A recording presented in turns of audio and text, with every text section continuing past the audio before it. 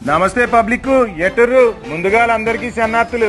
తెలంగాణలో ఇవాళ ముచ్చట్లేందో పాలు అరుచుకొని వద్దాం బారి. అహింసా పద్ధతిలోనే దేశానికి స్వాతంత్రం సిద్ధించిందని, ప్రపంచానికి సరికొత్త మార్గం చూపించిందని అన్నాడు తెలంగాణ సీఎం రేవంత్ రెడ్డి. 79వ స్వాతంత్ర దినోత్సవ వేడుకల సందర్భంగా గోల్కొండ కోటలో జాతీయ జెండాను ఆవిష్కరించిండు సీఎం సాబు. ఈ సందర్భంగా సమరయోధుల త్యాగాలను గుర్తు చేసుకుంటూ కాంగ్రెస్ సర్కార్ అమలు చేస్తున్న సంక్షేమ పథకాల గురించి వివరించిండు. భారీ వర్షాలు కురుస్తున్న నేపథ్యంలో అత్యవసర సహాయక చర్యలకు జిల్లాకు 1 కోటి చొప్పున కేటాయించింది రాష్ట్ర ప్రభుత్వం. ప్రాణ నష్టం, ఆస్తి నష్టం జరగకుండా యంత్రాంగం అప్రమత్తంగా ఉండాలని ఆదేశాలు జారీ చేసిండు సీఎం సాబు.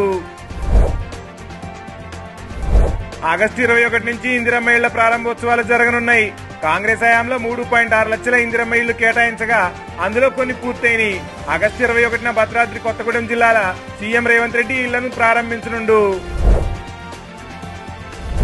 తెలంగాణ విషయంలో కేంద్రం చూపుతున్న వివక్షపై తెలంగాణ సర్కార్ పోరుకు సిద్ధమైంది.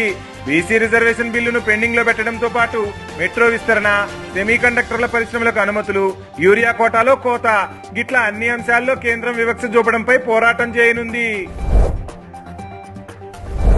మత్స్యకారుల కోసం 93.6 కోట్లతో ఈసారి 84.62 కోట్ల చేప పిల్లలను పంపిణీ చేయనుంది సర్కారు. దీని ద్వారా 4.2 లక్షల మంది మత్స్యకారులకు లబ్ధి చేకూరుద్ది.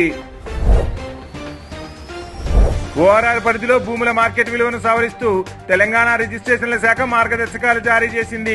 సర్కారు నిర్ణయించిన ధరకు మార్కెట్ ధరకు భారీగా తేడాలుండడంతో ఈ నిర్ణయం తీసుకున్నారట. తద్వారా పారదర్శకత పెరుగుతుందట. ప్రభుత్వానికి 2,000 కోట్ల వరకు ఆదాయం వస్తుందట. ఈ తెలంగాణలో ముచ్చట్లు. మరిన్ని ముచ్చట్లతో మళ్ళా రేపు కలుసుకుందాం. అందాక ఉంటా మరి. Tata, bye bye.